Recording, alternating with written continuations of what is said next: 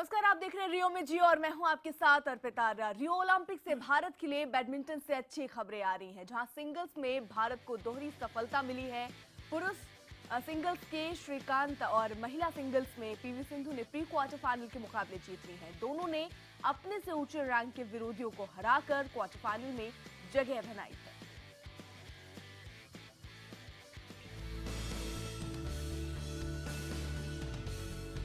भारत की number 1 badminton खिलाड़ी सानिया नेहवाल भले ही ओलंपिक से बाहर हो गई, भारत की उम्मीदें अभी भी इस खेल पर टिकी हुई हैं।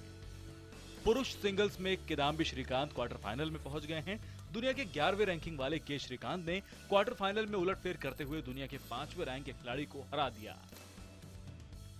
श्रीकांत ने डेनमार्क के यान ओ युगर्सन को लगातार गेम्स में 21-19, 21-19 से हराया। क्वार्टर फाइनल में गुरुवार को के श्रीकांत का मुकाबला चीन के लिन डैन से होगा।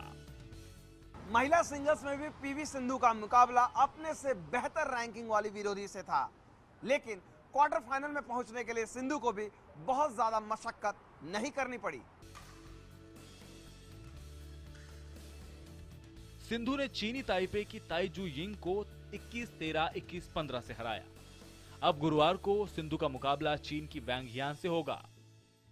मैच में जाना है, दो गेम जीतना है। I think that's what is it. It's a simple thing. At the end of the day all pressures you need to keep to the side and then focus on the job at hand. Pre quarter final में दोनों ही भारतीय खिलाड़ियों ने अपने से ऊंची rank वाले विरोधियों को पछाड़ा है। अब क्वार्टर फाइनल में ये मुकाबला थोड़ा और मुश्किल हो जाएगा, क्योंकि श्रीकांत को जहां वर्ल्ड नंबर 3 से भिड़ना है, वहीं सिंधु के सामने होंगी वर्ल्ड नंबर 2 खिलाड़ी। यानी आगे जाने के लिए अब हर मैच में उलटफेर करना ही एकमात्र विकल्प है।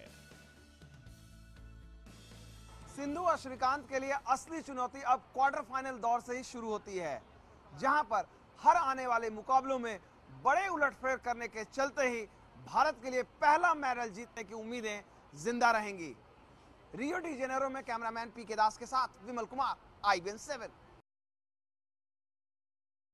चलिए सीधा रुख रियो का कर लेते हैं, जहां से हमारे सहयोगी विमल हमारे साथ मौजूद हैं। विमल, जो हमारी टॉप की खिलाड़ी थी वो तो बाहर हो गई, पर जो कम अनुभवी खिलाड़ी थी उन्होंने अच्छा प्रदर्शन किया, जैसा हमने देखा है। यहाँ तक जगह भी उन्होंने बना ली, पर आगे जो मुकाबला होगा वो बहुत टफ होने वाला है। ऐसे में पदक की कितनी आस रखी जानी चाहिए?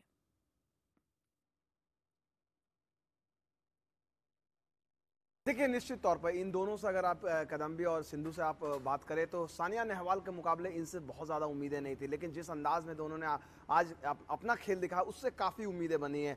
मैच खत्म होने के बाद पुलेला गोपीचंद जो हैं, जो भारत के कोच हैं, उनसे हमारी काफ़ी देर तक बातचीत हुई और उन्होंने कोई बड़ी बातें नहीं की, कोई बड़े वायदे नहीं किए। उन्होंने कहा कि नहीं, ये खिलाड़ी बहुत अच्छे हैं, टैलेंटेड है, लेकिन ओलंपिक एक बहुत बड़ा स्टेज होता है। और दूसरी चीज़, चूंकि भारत लगातार पद नहीं उठ रहा है, इनके खिलाड़ियों के भी जहन में ये घर से भी इनको बोलते हैं कि नहीं, पद आपको पहला पदक लाना, इन सारी बातों का दबाव होता है। तो उन्होंने कहा कि मैं अपने खिलाड़ियों को कुछ नहीं कहूंगा, जिस तरह का खेल उन्होंने आज दिखाया, मैं सिर्फ ये कहूंगा कि जिस तरह से कोई एक आम बैडमिंटन मैच होता है उस तरह से आप ट्रीट कीजिए।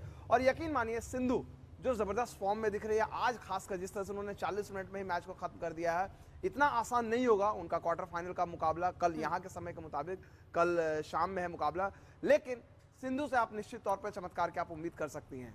चलिए, मुक्केबाजी की अगर बात करें तो मुक्केबाजी में भारत की आखिरी उम्मीद भी खत्म हो गई है। विकास कृष्ण यादव क्वार्टर फाइनल में हार कर बाहर हो गए हैं। इसके साथ ही रियो ओलंपिक में मुक्केबाजी में भारत की चुनौती भी खत्म हो गई है। पिछले 3 ओलंपिक में पहली बार भारत को मुक्केबाजी में मेडल नहीं मिला है। 75 किलो वर्ग में उज्बेकिस्तान का जो मुक्केबाज थे, उन्होंने पहले राउंड से ही वो हावी दिखे। दूसरे और तीसरे राउंड में विकास और कमजोर पड़ते गए और आखिर में मुकाबला 3-0 से वो हार गए।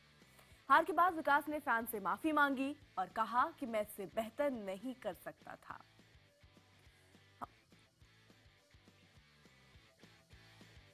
विकास के घर वाले भी उनकी बाउट के लिए देर रात तक जगे हुए थे, लेकिन आखिरकार निराशा हाथ लगी। आइए देखते हैं मैच देखने के बाद उनके पिता और भाई का क्या कहना है। पहला राउंड तो ठीक खेले है, दूसरा राउंड तीसरा राउंड लूज कर गया लड़का। थोड़ा आगे चढ़ के खेलता जीत सकता था।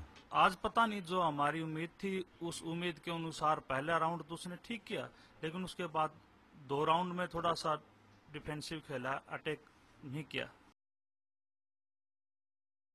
हमारे साथ बॉक्सर और ओलंपियन अखिल कुमार बने हुए हैं। अखिल, मुक्केबाजी में इस बार एक भी पदक नहीं मिल पाया। पिछले अगर ओलंपिक की बात करें तो खराब स्थिति इस बार रही है। देखिए, कोशिश विकास की भी पूरी थी, लेकिन सामने वाला जो अपोनेंट था काफ़ी अच्छा था, काफ़ी स्ट्रॉन्ग था, अच्छे पंचेस थे उसके। और ऐसा लग रहा था जैसे कि विकास उसके सामने बहुत कमज़ोर है। विकास ने ट्राई की, लेकिन कोशिश कामयाब नहीं हो पाई। चूक आप कहाँ देख रहे हैं? क्या ऐसी चूक थी जहां पर सुधार किया जाता तो शायद आज रिजल्ट कुछ और होता? इसके बारे में तो मैं एक यही बात कह सकता हूँ, जब मैं जूनियर बॉक्सर था तो मैं अपने सीनियर बॉक्सर से पूछता था कि सामने वाला अगर मुझसे अच्छा हो, उसके पंच स्ट्रॉन्ग हो, इंडोरेंस में भी अच्छा हो, तो मुझे क्या करना चाहिए। ये हरियाणवी में बोलते हैं ठाडा तो ठाडा है। तो वो बॉक्सर काफ़ी अच्छा था, तो उसके बारे में क्या बताया जा सकता है, क्या चूक हुई।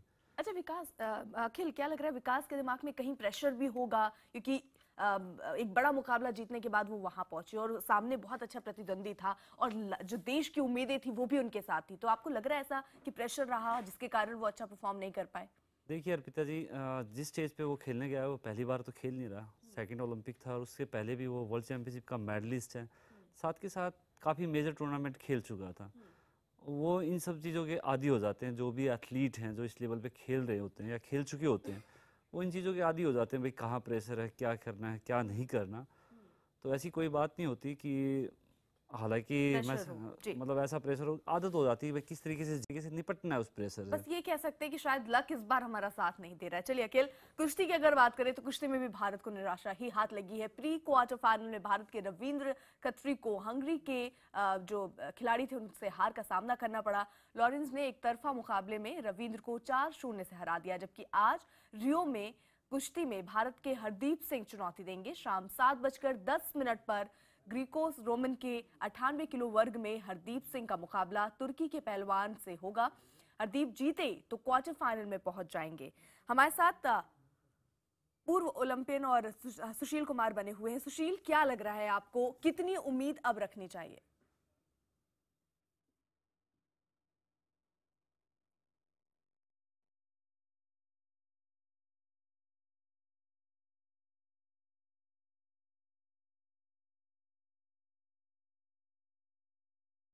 चलिए, उन तक आवाज नहीं पहुंच पाई। विमल का रुख करना चाहूंगी। विमल, क्या अभी भी हमें उम्मीद रखनी चाहिए, क्योंकि काफी दिन बीत गए हैं, जहां जहां उम्मीदें थी वहां सब जगह हमें निराश होना पड़ा। अब किन चीजों पर हम नजर रख सकते हैं? कौन से वो ऐसे खेल है जिन पर नजरें टिकानी होंगी?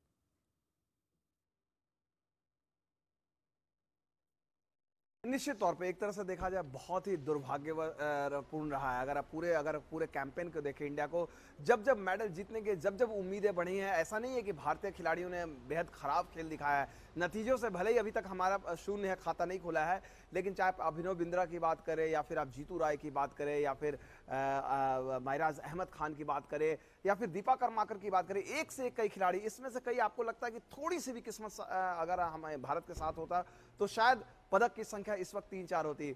गंभीरता से अगर आप सीरियसली बात करें तो 2 पदक जिसकी हम बात करें, सबसे ज्यादा उम्मीदें बैडमिंटन से ही अब आप कर सकते हैं, क्योंकि ये दोनों खिलाड़ी क्वार्टर फाइनल में हैं। आप कादम्बी की बात करें या फिर सिंधु की बात करें, तो निश्चित तौर पर इस वक्त जिस समय हम लोग बात कर रहे हैं बैडमिंटन से कम आप एक पदक की उम्मीद कर सकते हैं, अगर किस्मत हमारी जैसे पूरे गेम्स के दौरान चले उतनी बुरी ना हो तो। और एक पदक की उम्मीद आप कम से कम रेसलिंग से जरूर कर सकते हैं, योगेश्वर दत्त से। सुशील, क्या कहेंगे आप? रेसलिंग से उम्मीद रखूं इस बार?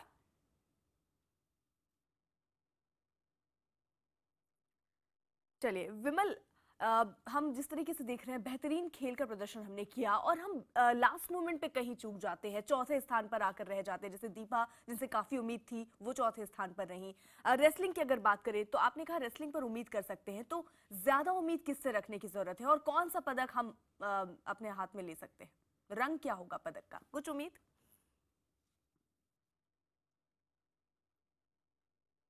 देखिए, निश्चित तौर पर अगर आप रेसलिंग की बात करें, यहाँ पर जितने लोगों से बात हो रही है, नरसिंह यादव के लिए आसान नहीं होगा। जिस तरह के विवादों से आए हुए हैं, उनका एक मेंटल मेकअप क्या होगा। हालांकि हो सकता है इस चीज़ का उन्हें फायदा भी मिले, क्योंकि उनके पास खोने के लिए कुछ नहीं है।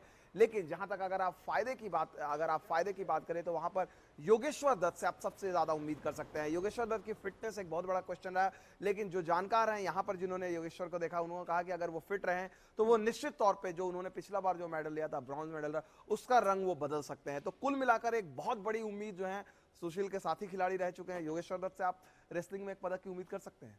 चलिए भारत की उधर लंबी दूरी की महिला धावक ललिता बाबर की अब बात कर लेते हैं। Lalita Babar 3000 metre steeplechase के फाइनल मुकाबले में 10वें नंबर पर आई है।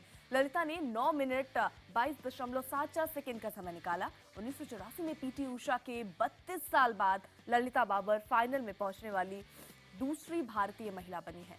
ललिता गोल्ड जीतने वाली बेहतरी की रूथ जेविट से 22.99 सेकंड पीछे रही थी।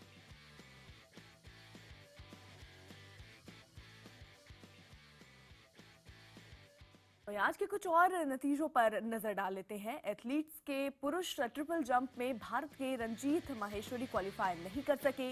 टॉप 12 में आने वाले खिलाड़ी फाइनल के लिए चुने गए, जबकि रंजीत 30वें नंबर पर आए थे। वहीं महिला 200 मीटर दौड़ में भारत की सरवनी नंदा पहले राउंड में ही बाहर हो गई। 23.58 सेकंड के साथ सरवनी 55वें नंबर पर आई, जबकि टॉप 24 खिलाड़ियों को दूसरे राउंड में जगह मिली।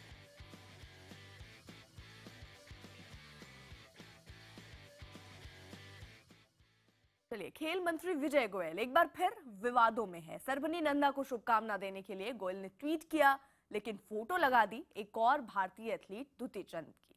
फैंस की काफी प्रतिक्रिया आने के बाद विजय गोयल ने ट्वीट डिलीट कर दिया, लेकिन एक बार फिर इसी ट्वीट के साथ वो फिर विवादों में आ गए। विमल, क्या कहेंगे अब? बिल्कुल निश्चित तौर पे एक कहावत है, कॉमेडी ऑफ एरर्स। विजय गोयल के साथ कुछ ऐसा ही हो रहा है। यहाँ पर आए, रियो में आए तो लगातार विवादों के घेरे में रहे, भारत पहुंचे वहां पर विवादों का सिलसिला जो है थमने का नाम नहीं ले रहा। अगर ट्वीट करना ही है तो खेल मंत्री को कम से कम खिलाड़ी से सीखना चाहिए। वीरेंद्र सहवाग ने इतना भावनात्मक ट्वीट किया है ललिता बाबर और दीपा कर्माकर को लेकर। उन्होंने प्रधानमंत्री नरेंद्र मोदी से अपील की है कि इन दोनों खिलाड़ियों के नाम पर कोई प्लेन हो या फिर कोई ट्रेन है। उन्होंने कहा कि इससे जो हमारी युवा पीढ़ी है वो प्रेरणा ले सकती है। तो कम से कम मुझे लगता है खेल मंत्री को अपनी ट्वीट्स के बजाय खिलाड़ियों, खासकर सहवाग जैसे खिलाड़ियों की तरफ देखना चाहिए कि किस तरह से ऐसे ट्वीट करें कि न सिर्फ खिलाड़ियों का जो हौसला है वो बढ़े, बल्कि हर किसी को अच्छा लगे। चलिए विमल, बहुत बहुत शुक्रिया। फिलहाल वक्त है एक ब्रेक का, लेकिन ब्रेक के बाद दिखाएंगे कैसे रियो में गिरे कैमरे ने किया 7 लोगों को घायल। ब्रेक के उस पार।